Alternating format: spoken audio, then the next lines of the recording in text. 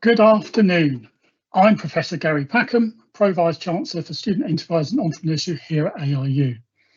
Welcome to this, the first of 3 webinars exploring inclusive entrepreneurship. At AIU and through our Enterprise Academy, we have committed to providing all our students with the opportunity to discover and explore enterprise and entrepreneurship. We recognise that more and more people are actively considering entrepreneurship as both a viable and desirable career option, and that entrepreneurial mindsets combined with enterprise skills are increasingly in demand from employers. We are therefore determined to ensure that all our students, irrespective of their circumstances or background, are given the chance to realise their potential through enterprise entrepreneurship, so they can become the next generation of entrepreneurial leaders capable of transforming business and society by essentially doing well by doing good. This webinar is going to focus on the transformative potential of artificial intelligence, and I am delighted to welcome Professor Ren Kapur MBE and her very special guest, who will be joining us for a fireside chat. Our special guests will introduce themselves a little bit later, but before I introduce Ren, I just wanted to take a few moments to outline how this webinar will work. After her introduction, Ren will spend around 10 minutes exploring the key issues and opportunities presented by AI before we move to our fireside chat. At this point, our special guests will briefly introduce themselves before embarking on a chat hosted by Ren and myself. During the chat, the Q&A function will open to give you, our audience, the opportunity to ask questions of the panel, which will also mark upon its conclusion the end of this webinar. So without further ado, it is my pleasure to welcome and introduce Professor Ren Kapur to you. Ren is a successful social entrepreneur who has harnessed her experience to enable individuals and communities to support themselves and thrive through enterprise.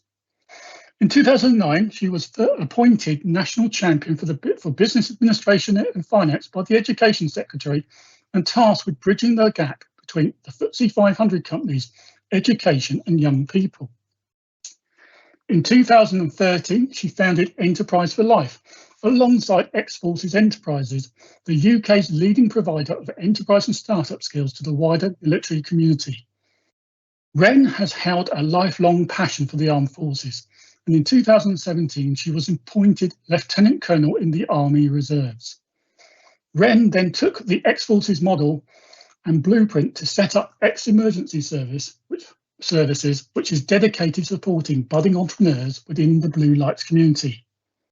Before EFL, Ren's passion was very much about supporting equality through learning and providing opportunities for all through enterprise and entrepreneurship. This passion and her expertise have seen her appointed as an advisor to the Home Office, BEIS and the Cabinet Office, as well as other prestigious appointments such as to the board of the M3 Local Enterprise Partnership, as the Small Business Community Representative to the Office for Veterans Affairs, the Armed Forces Champion within the Federation of Small Businesses National Policy Team, and as a member of the All-Party Parliamentary Group for Women in Enterprise.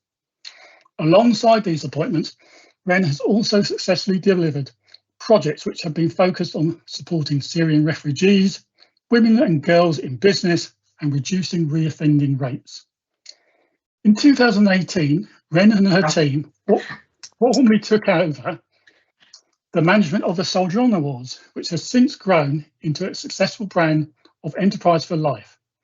The awards, which are celebrated highlight of the Armed Forces calendar, serve to recognise the outstanding achievements of those who have served their country and the people and groups who work together within and alongside this community. All this work and appointments demonstrate how Ren leans towards supporting communities to prosper through enterprise and advocating for inclusive and social entrepreneurship. This commitment and hard work was recognised in our late Queen's 90th birthday honours list, when Ren was deservedly awarded an MBE for services for entrepreneurship. Ren, we are delighted that you are here with us in your capacity as a visiting professor at AIU, and I wanted to thank you for taking time out of your hectic schedule to share your thoughts and advice with our AIU community. Ren, over to you. Thank you, Professor Gary Packham. Beautifully kind words. Thank you. Delighted to be here this afternoon, and a very warm welcome to everyone who has joined for the first Inclusive Entrepreneurship webinars and fireside chats. We'll hear from the panelists shortly. Dr. Brandon Donnelly, a highly accomplished technology leader who I'm in complete awe of for many reasons, but also a big thank you to Mark Neal for the connection. And then we will hear from Prasanna Venkatesan, I hope I've said that right, from Oracle, who's another amazing connection through one of our big business partners, Oracle, and that's part of my day job, but you know all about that because Professor Gary's told you everything I've done. So, but before we go into that, before we go into the session, I thought it would be really good just to tell you a little bit about how this webinar came about and why it's so important to us and hopefully to our audience as well. For some of you who may already know, I had the privilege of being involved in the UN Women UK seminars and series. And in March of this year for International Women's Day, we did a series of international talks from inspirational women, of course. And one of these women, Salma Lin from IBM, presented a thought-provoking session which included AI. It wasn't all about AI, by the way, but there was a piece in there, and that really resonated with me and was the genesis of our webinar today. And that one of those areas, I've got two, but one of those areas is what would happen if parts of society didn't, now that's the word, the operative word, didn't use AI. And, you know, there could be lots of reasons that have manifested to the potential of some people not being able to use the technology. And it could be because of time and resource, or it could be lack of access. So, and why this was important, and as Gary's already illustrated, it's really important to part of our DNA that people who come from very hard to reach areas are also getting the tools and techniques to be able to, if you like, have parity and making life a little bit more accessible for everyone. And the second reason, and that really hones it into today's seminar, is how can generative AI be particularly a force for good for budding entrepreneurs, either embarking on a new adventure or indeed somebody who's already established and, you know, embracing technology.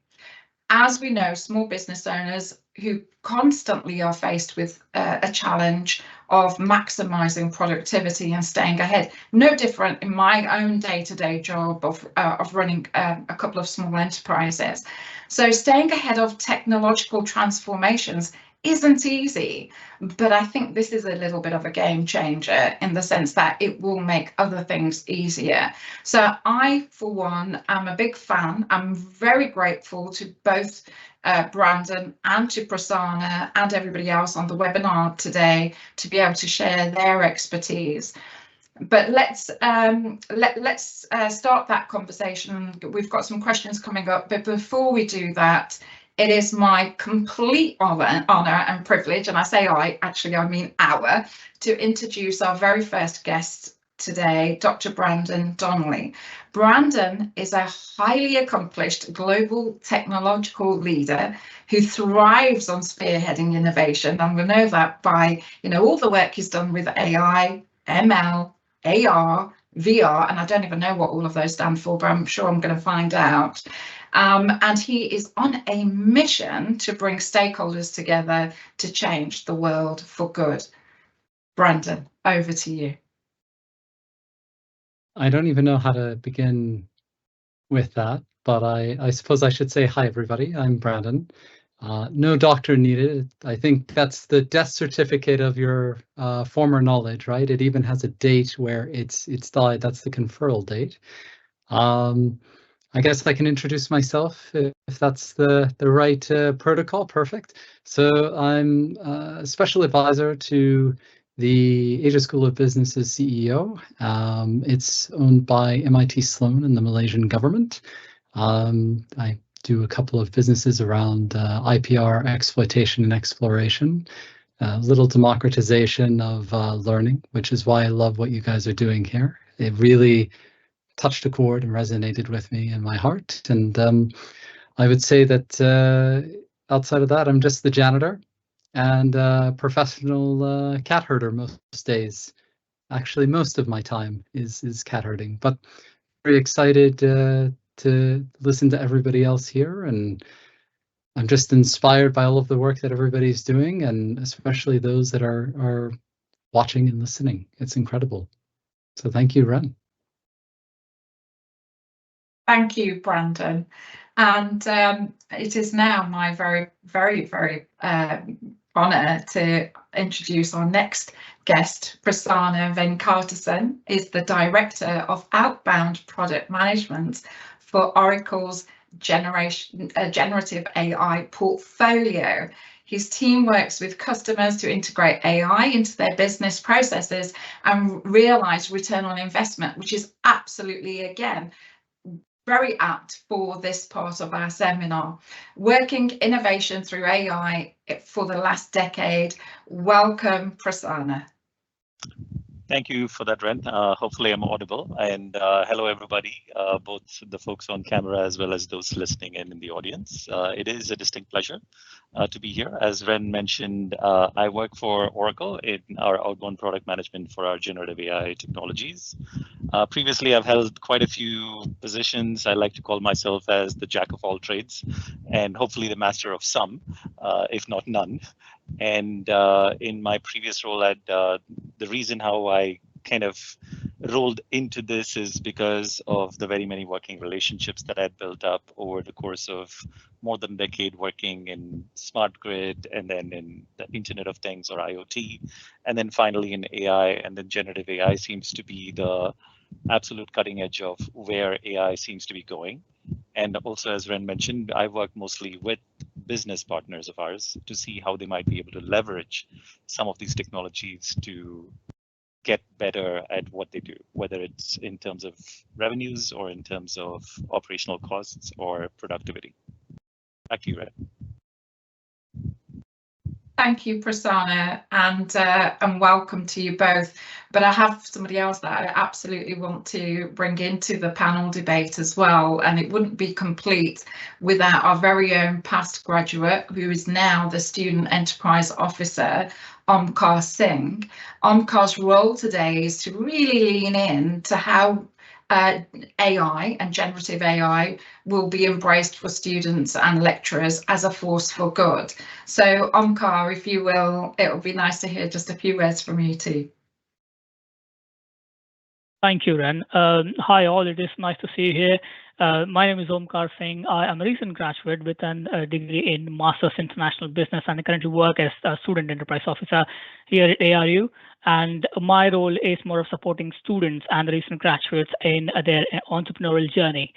In the recent trends, we have been seeing this open secret about AI, its evolution, how it's changing, and also even at our level here at ARU, we're often discussing about how AI is coming into the picture, how it is impacting, and what the future is going to look like. So I am quite interested to hear from experts and also bring along about how the ARU come into role here, how it's going to support students in the future about AI. So I'm really looking forward to it. Thank you. Thank you very much, Omkar. So now that sort of gives us a little bit about where the webinar is going and also the fireside. I'd like us to get straight into some of the questions. We've had some questions that have already been posed, so I'm going to ask the first question of Brandon.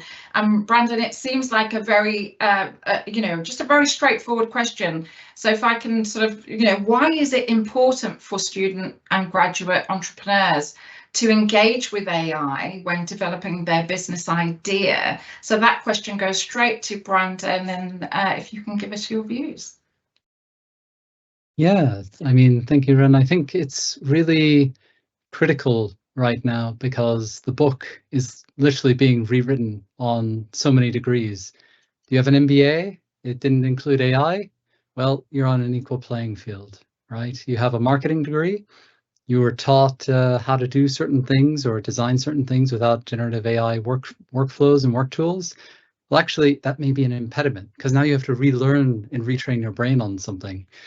So when we look at AI, I think one of the exciting parts about it is it's not just the opportunity of the individual to do 10x, which is the Google kind of way of doing things, but the 100x, the 1000x. Generative AI is amazing because it lets you get your ideas out.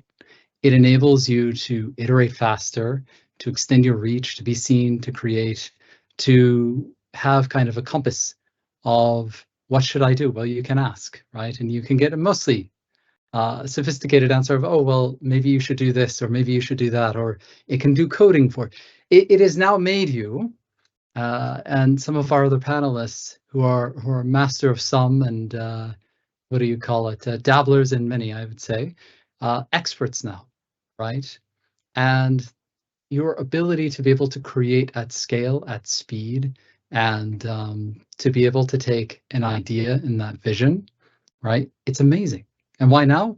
Well, we have 12 to 18 months for individuals to go through before the MNCs come in and they situate and they get settled and the talent deficit kind of jumps in. So you have this nimbleness and agility that you're able to kind of disrupt and to create like never before in the history of humanity. So I hope that answers the question.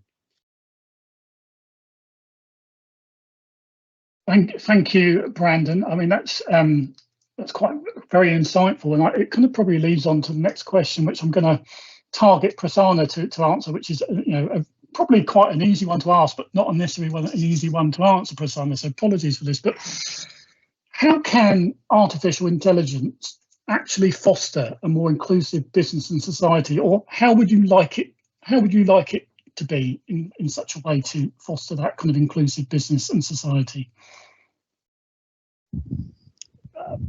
Yeah, I mean, I'm going to probably steal some thoughts from Brandon on this one. When I look at this, I mean, one of the things that he alluded to is how people who are more nimble can potentially make use of generative AI better these days. So my own observation and from my own experience, having worked in what is now called, unfortunately, as classic AI versus generative AI now, if you looked at the so-called classic AI, which did exist before, maybe 3 to 5 years ago, data science or data scientists were the king emperors of the fiefdom before, right? So they had all the power concentrated in data scientists, and pretty much if you needed anything done, you had to have a whole coterie of data scientists to do that. Now I feel that the pendulum has swung and the balance of power has really swung towards people with more subject matter expertise.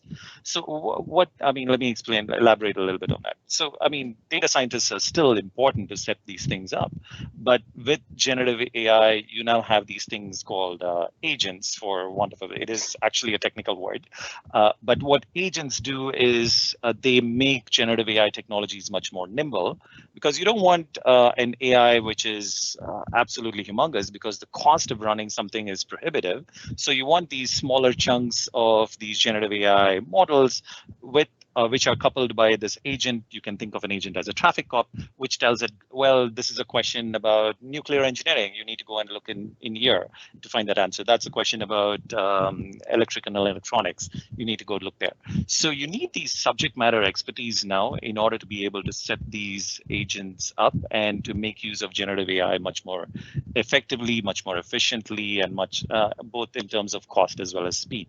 So what that means is that you're going to likely find a resurgence of people who have very specific niche talents, niche expertise, who are going to find a greater need from society for their expertise to be contributed to make these models even better, right? So, and again, thinking back to one of the things that Ren mentioned, which was when one of your previous guests said, what if there are some in society who didn't have access to AI, right?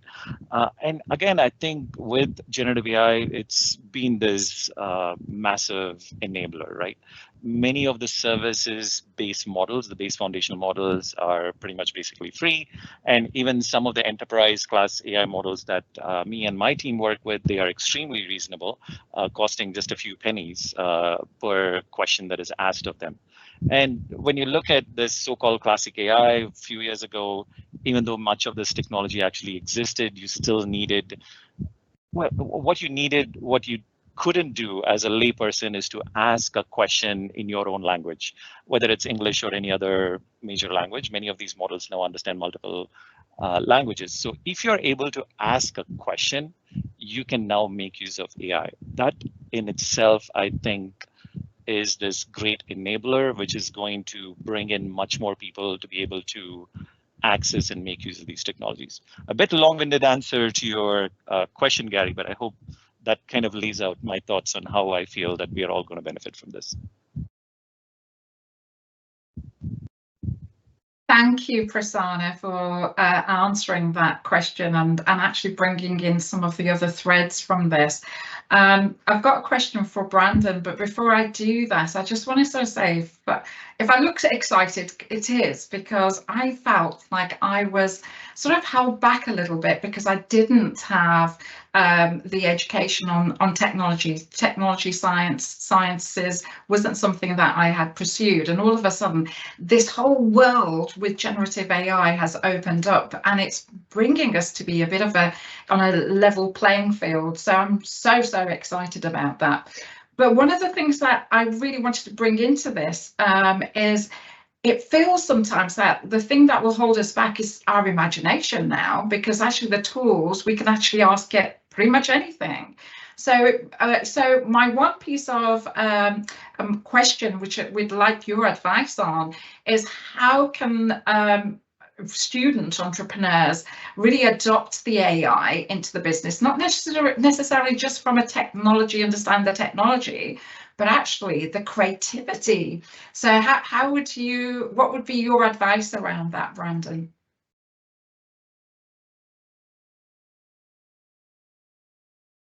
There we go. I was being silenced is what was happening there. Oppression. So I think one of the interesting things, and Prasanna gave a fantastic answer about these tools are accessible, they're available.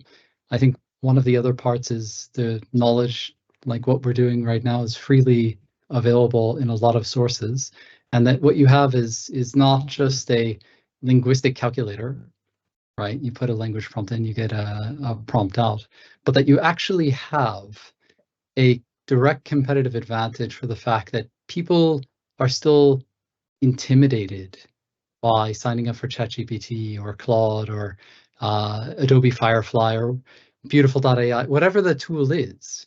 And so there's this, if we go back to nimbleness or agility, there's this part where you can't win the game if you don't play. AI is not going away, and understanding it becomes your competitive advantage. And as much as I can say it's a black swan event, and I can say that it's a wonderful opportunity to disrupt the market, and you should maybe think about it to help augment your business plan, or come up with marketing collateral, or do your social media, or even respond to your emails for you. I think it's really just play with the tools to get started, right? Mm-hmm. Ask simple, silly questions, get answers, get pictures. Let it, as you were saying, expand your imagination, your creativity, and think about this, right? Two examples with two students that I was handling is they got frustrated about a picture of a very cute squirrel that didn't turn out quite like they wanted to, right? And they ended up turning it into a t-shirt. It was brilliant, right? But they said, oh my gosh, I've tried this twice. I said, right, imagine if you had asked artists. And I said, your frustration in having to wait 15 seconds changing your prompt, right? The switching cost, the change, you would have had to have had somebody resketch, redraw, you would have had to go through an entire, now you just say, I want a cute squirrel. Maybe you want it red, maybe you want it to look like Pikachu, whatever it is that you want, right? You now have that capability and capacity at the fingertips, right? You have it on mobile, You have it on your computer, however you want. And so when we talk about this ability, this agility, I think it's, you have an idea, and now if you want to come up with that concept and that a functional prototype, you are enabled to do that in a day, right? Documents, solutions when it comes to logos, to pictures, to product placement, to working prototypes, to coding, to how do I run a business? Maybe the school, university is still applicable for that. But this is all at your fingertips. And it's only going to get more progressive, more advanced. It's not going away, despite how much people want to think that it is. And so again, there's no magic tool that you should start. I would say, for at least right now, Google is still very applicable, but look into these tools, sign up for them. A lot of them are free. A lot of these cloud providers, because again, we're on a gold rush, will actually give you hundreds of dollars of credits because they want you there. Look at it, play, experiment, because you doing that now has you far more advanced and ahead than multi-billion-dollar multinational corporations. And that's terrifying for them and a competitive advantage for you.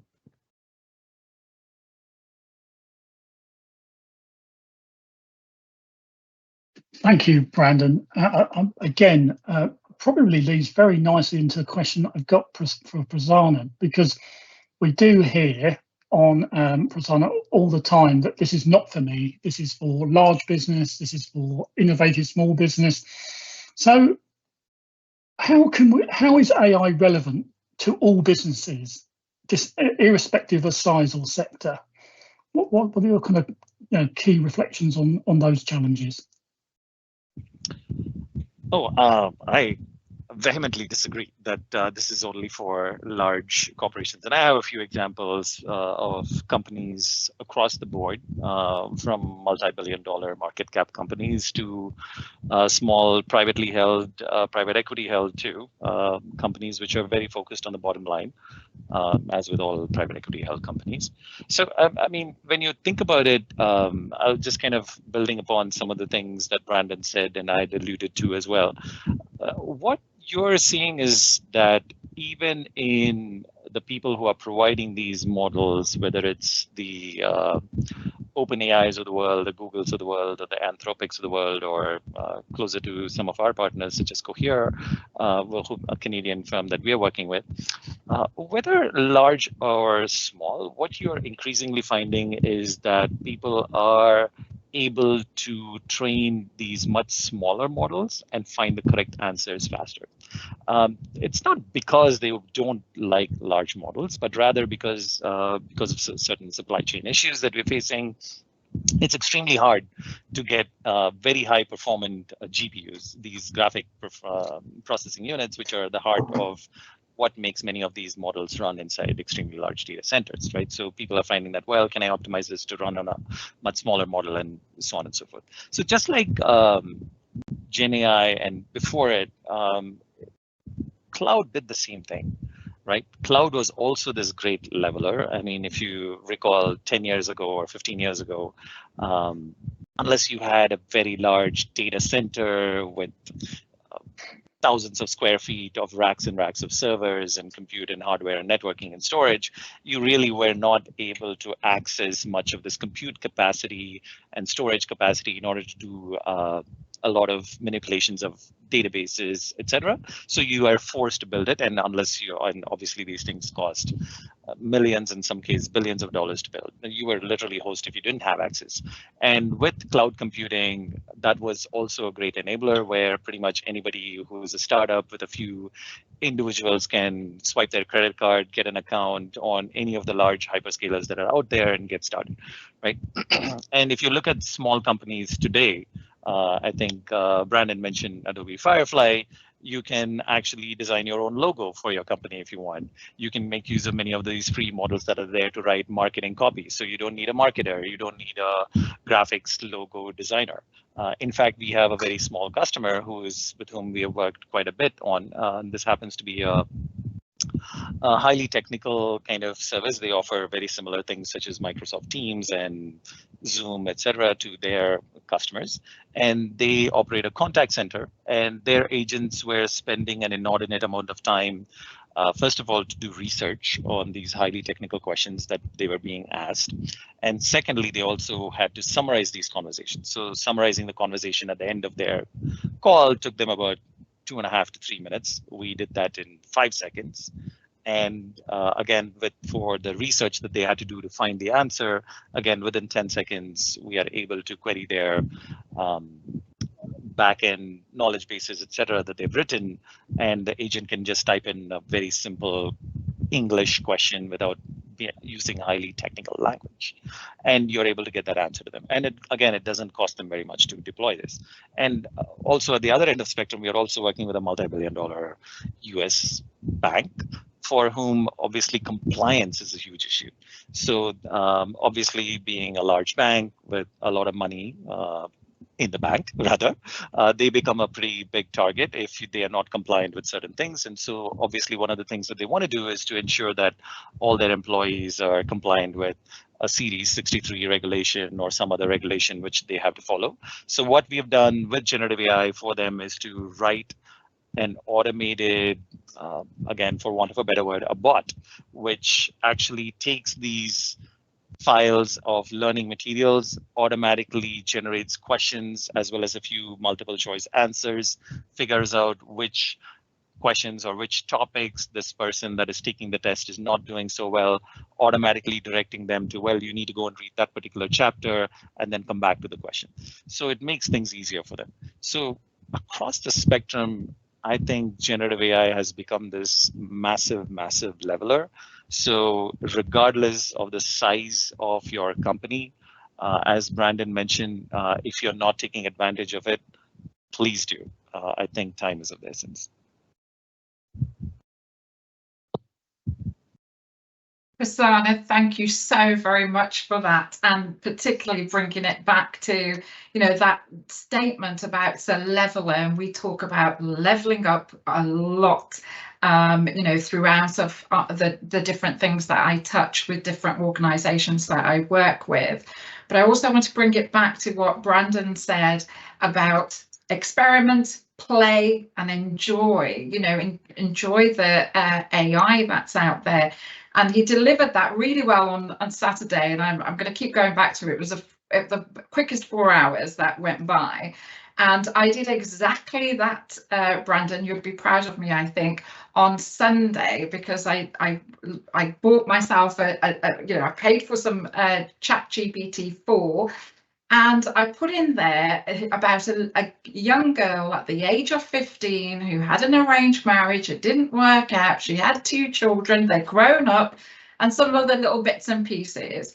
And I said, could you write me a chapter about this girl in the style of Jane Austen?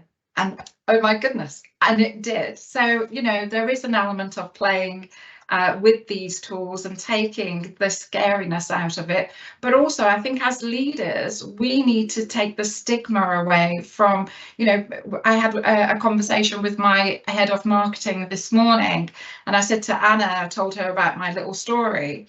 And she said, yes, actually, I've used the AI tool. And I said, great.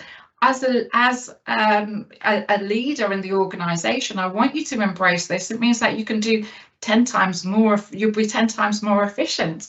So my question to you, Brandon, is what is the risk to businesses who fail to get to grips with AI? What will happen to them potentially?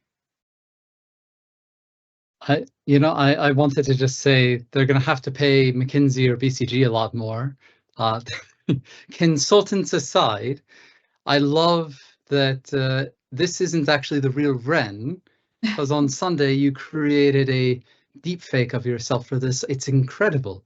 But no, I mean, thank you for sharing that whilst you're at the beach. It's wonderful. My favorite thing, by the way, if I get an unpleasant email, you can ask to have ChatGPT or another one of these tools write it in a Dr. Seuss format.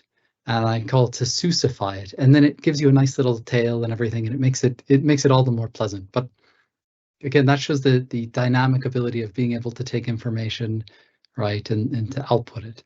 So that, and outside of that, Prasanna, you, I think, are a new best friend, right, when it comes to retrieval augmented generation. It's like Step Brothers, the movie, right? Context windows and neural radiance. You could geek out about all of that.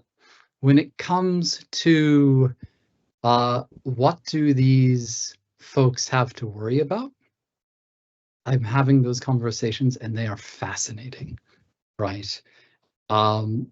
University of Oxford, we're working with a project with the numismatists, and they're lovely people. For those of you who don't know, I didn't know either.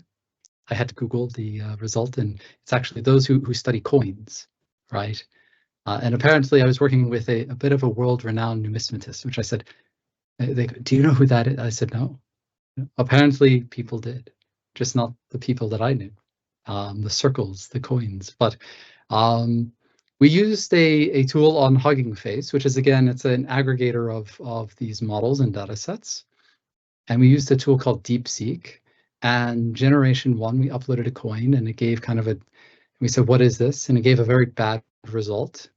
And Brandon, you see it takes 10 years of knowledge and working, and there's no way that an AI can understand this. And I said, okay, Jerome, if that's how you want to be, I'll roll up my sleeves and let's make a model.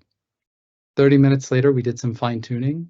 It told me that it was a Roman coin, the date of it, who the emperor was, the date, it converted the Latin, gave me a transcription of history, a report of the condition. And he goes, I hear the sound of theses ripping across PhD students everywhere. And so then my work here is done.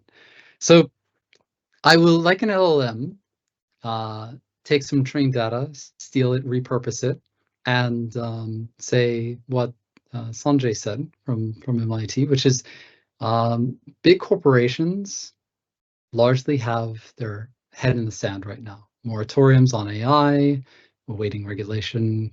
Again, this friction, lack of agility. What they fear, and most of the conversations I have every day are hand grenades of innovation, as Sanjay says. I love that phrase. And what it means is, because you have the ability to come out with a solution, because good enough can be good enough, and everybody has these tools, well, you now can start eating the lunch of the big corporates very quickly. Their competitors, if they get it out faster, right, can eat the lunch of so they have billions of dollars of exposure right now, and it keeps them up. And the problem is they don't even need the AI engineers, right, making these complex multi-billion parameter models, and they actually just need people who know what is AI, that have played with ChatGPT, that have used these integrated tools, are thinking about multimodality, or coming out with these solutions. They can't get them. And in a day, a week, a month, you can become an expert at this to get your idea out, and you can start eating their lunch, right? And I don't know if I'm a fan of caviar or whatever it is, right? I don't know. But what I can say is their loss, your gain right now, and they should be afraid, right? Especially with the group that we have here today.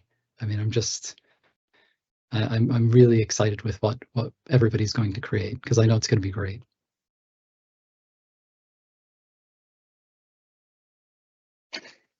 Thank you, Brandon. And eating one's lunch or someone else's lunch is always appealing for those in many ways. And I think my final question for this part of the session to you, Prasanna, is to follow on again from what Brandon says, and looking at how industry and education can work more closely and more collaboratively together to ensure that the future leaders that will be running whatever size of company are ready for and can excel in this AI age. What are your thoughts on how we can do that? I think it's very important that we play to each other's strengths when I look at this. And the reason for that is because, I mean, I spent a good part of my own youth going back to school, collecting a various bunch of degrees as well. So I do love learning. And when I look at what I was doing and was lucky enough to do, I felt that the things that gave me the most satisfaction, especially when I was doing my graduate study in engineering, was when there was a collaborative effort between industry and academia. And industry rarely has the ability to focus on long-term problems because obviously we are beholden to Wall Street or whatever might be the case in other jurisdictions with this whole pressure on quarterly earnings. So we have to do what is necessary in order for our customers to solve their pain points today. Whereas I believe academia has the luxury of being in a higher pedestal at the top of the hill where you have a broader overview of what could be going on and what is coming down the line. So I feel that having the education sector focus more on those problems, and obviously even in generative AI, there are quite a few of those. For example, these multi-model models don't work as well. So that deep fake that you created, it's very easy to pick out that it's actually a fake and not a very good one.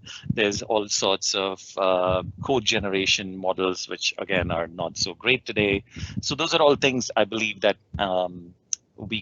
industry can benefit from having a collaborative relationship with academia. And again, when you look at industry, obviously we have access to a large pool of GPUs, computing resources, etc. And obviously graduate students have the great advisors, such as those on screen over here, who can actually guide them towards solving many of these problems in the right way, so that by the time things are better developed, they will actually be much more useful to business, so that that whole cycle can repeat and rinse. So I think it's a very great thing to do. I'll hold some of my other thoughts on what you can do with preparation, etc., for potentially later. And I'll hand it back to you, Ren and Gary. Thank you so much. Thank you, Prasanna, for that answer. And I think it really does bring us to a really nice, neat segue, because stakeholder engagement throughout is going to be critical. And I don't think it's just about business and academia. We need to make sure that we bring in the third sector into this, who do a lot of charity work as well. And so how do we really get them to be able to utilize AI so that they can continue to, so we together and they can continue to make a better world for a lot of other people as well. And I think from our own perspective, this is just the first of many webinars I think we'll be talking about. But I'm going to take it back to academia for a moment, and bring Omkar into this conversation, because Omkar, from your perspective of graduating through ARU, but also in your capacity of what you're doing with the students, how can we make sure that the lecturers and the students can really benefit from AI, and what would be your advice to the lecturers in terms of how we move forward?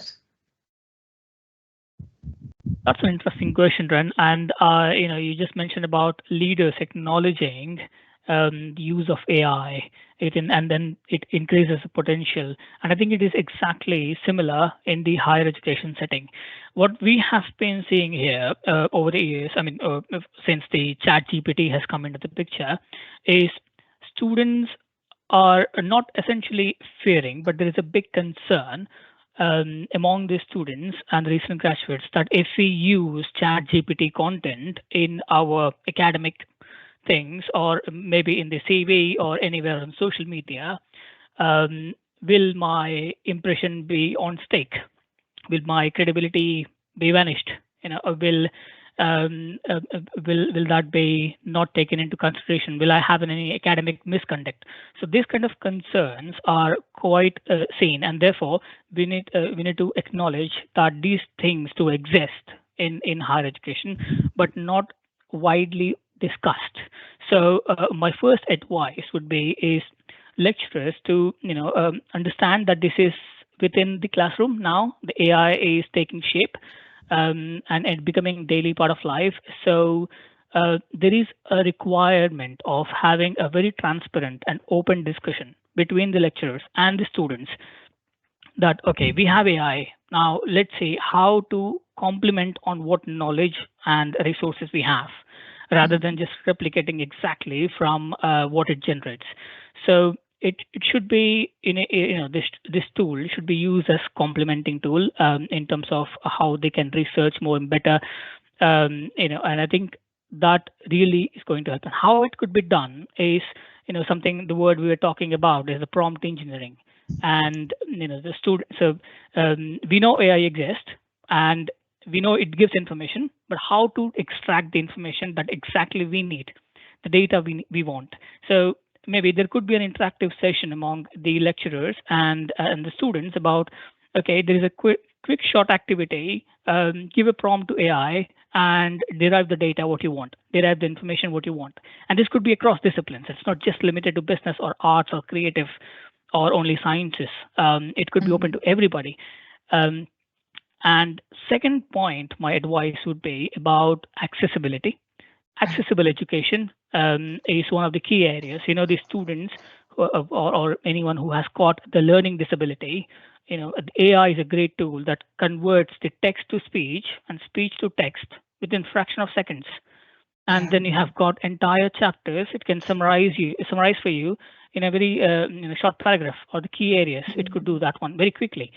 And those international students whose essentially English is not the first language, for them AI again could be a great tool to have this platform for small things like proofreading or grammar corrections or any sort of things like that. So accessible education could be again a great way that could be that AI could help in these areas. And of course, finally, the feedback. We talk about for students, the feedback is very important. It's very, very important when particularly comes from their own tutor about shaping their assessment. So AI does play a very great role. I've been using ChatGPT when it was literally at a very early stages. I think it is at early stages. It has got, I think it's going to evolve much more better in coming forward. And what I've seen that is quite best in giving personalized text. So when tutors or the lecturers could use this platform in tailoring the feedback for students, understanding how the unique learning styles each and every student has got, and tailoring the outcomes in a way that could be more observing for students, and they can learn at their own pace. So I see AI as more of like a guide or like a mentor, instead of just using exactly as it is, but use AI in terms of complementing, in terms of sharing. And I think eventually this is also going to tackle major higher education challenges, such as the attainment gaps, where students are quite lacking behind in excelling their grades. This could help in enhancing their understanding and knowledge, and can eventually help the higher education and the tutors and everybody, of course. So I see it's more of a something that we need to embrace its presence, and it has got a great potential for transforming the learning experiences within the higher education. Thank you. Thank you, Omkar. A very comprehensive answer there, and lots of food for thought. I wanted, at this point, we've got a few minutes left of our session. There are a few questions. I'm hoping that the panel won't mind answering these questions as they come in. But the first one that has been posted is around, are there, and this is, I think, maybe of Prasanna, maybe you could take this one. Maybe this might be relevant to yourself, but have you seen any particular differences in developing countries relative to AI uptake or uptick? And what do you have in terms of advice in this regard? So what are the differences in terms of developed and developing countries, I suppose, in terms of AI adoption? So I just took an international assignment to India last year. So before that, I was primarily working with North America-based customers, and today my territory covers everything from Australia, New Zealand, all the way to Eastern Europe, and some in the UK as well. But when I look at the sophistication of customers, I don't think it's been geography dependent as much as it's been time dependent.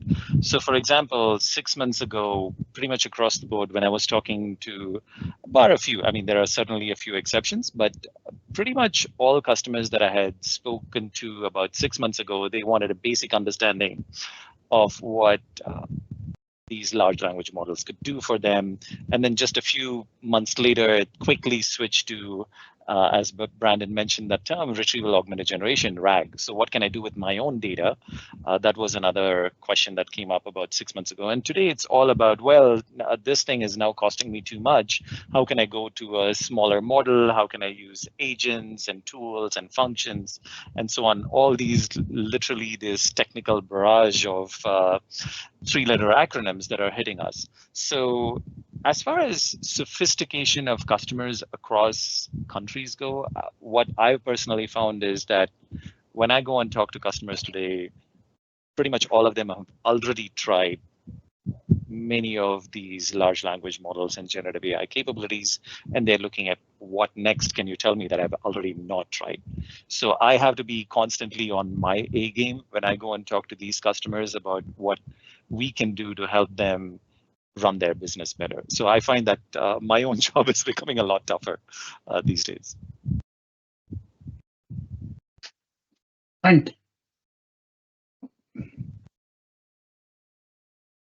you, Prasanna.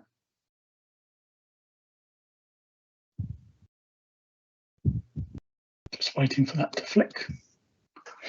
Sorry, there's a little bit of a glitch in the system. There's probably a number of questions coming in, but I've got a question. Brandon, you talked about squirrels earlier, and there's been some questions about from more artistic and creative students. But I think generally there's the opportunity that AI brings, but there's also the threat that a lot of people see in AI in terms of replacing jobs. But so maybe to be more positive and more kind of upbeat, how do you see the future world of work and the jobs market as it relates to AI going forward? Ooh, that's a simply complex question. Thank you. No, so I think it's interesting for the fact that when we talk about ethics and we talk about the future of the workplace, right? This is where we're trying to introduce regulation. We have industries that are trying to draw circles around what they do for protection and risk, and making sure that AI can't be adopted quite as soon. Because if I were to tell you societally that you want to get a degree, spend 10 years, become a doctor, go through residency, and then suddenly there's Musk comes out with doc.ai, I don't know if I would trust that one, right? The autopilot's still a little glitchy, but what I can say is think of, well, why go to school? Why do anything that you're, right? The whole societal fabric kind of falls apart. But as Prasanna said, right, it's interesting because be a jack of all trades, be nimble, change, learn, grow, have a relationship to continuing education. This is now a stake of our life. It's not going away. So I hope you like school, right? And when we talk about innovating, right, stuff that's going on even on the MIT front, we're talking about, well, gamify courses. I'm really jealous, right? Because now people can get college credits for playing video games. Like, where was I? This is really where the future is going, which is, again, new types of innovation that are going to spring forth. Whilst we do have to be open-minded about the challenges and the changes that are going to be happening, I think it's going to unlock a greater degree of connectivity and creativity. And I'll see if I can't, oh, it's not going to let me. I'll send on the link, Ren, to you. But we were talking about how fast can we do certain things with AI.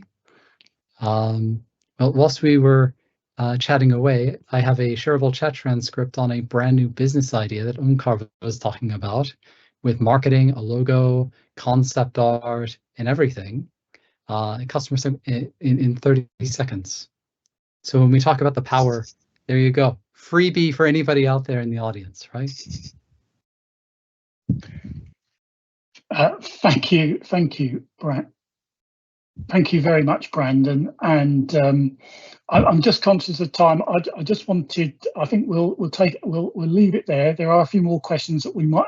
Hopefully, the panel will be agreeable to maybe consider, and we can feed back for the Enterprise Academy after this event. But on behalf of Ren and myself, could I just extend our sincere thanks to Brandon and Prasanna for taking time out of their busy schedules to share their insights and their expertise on AI. I found it really, really interesting and fascinating. And as someone who probably needs to do a little bit more around AI, it's kind of given me the prompt to maybe get on and embrace it and see what we can do. But can I also thank Omkar, who's kind of continues to promote everything enterprise, but is really I think articulated the opportunities for education and what we might be looking to do, and how we can embrace that within the educational setting. And finally, to Ren, as always, thank you very much for bringing this together. Thank you as ever for supporting ARU and our students and our graduates, and providing us with the impetus to do more and do better as in the field of enterprise and entrepreneurship. It's very much greatly appreciated by myself, but also ARU more generally. And I think the final closing kind of comments I've got is that AI is, and Jock has put a lovely comment in the chat about how AI has helped him to become more enterprise and entrepreneurial, and it's changed the game for him. And I think that's a really good place to kind of finish. And thank you very much for sharing that. But it is, I think, it's about embracing, engaging, experimenting, and enjoying AI. Recognizing that AI can take us to places that we want to go to, and shouldn't be afraid of. And I think there was a comment, I think it was by Ren, about empowering our people to use and benefit from AI is really important in the future, whether we be an entrepreneur ourselves, or we be within an organisation, or we be leading a team. So on behalf of ARU, can I just once again thank you all, thanks to all the panel, and thanks to the whole team behind the panel. There's always a team behind the panel, and to our IT guys, Chris and Sam in particular, for keeping us on message, on time, and hopefully in your sight. So thanks very much. Good afternoon, and have a great rest of the day.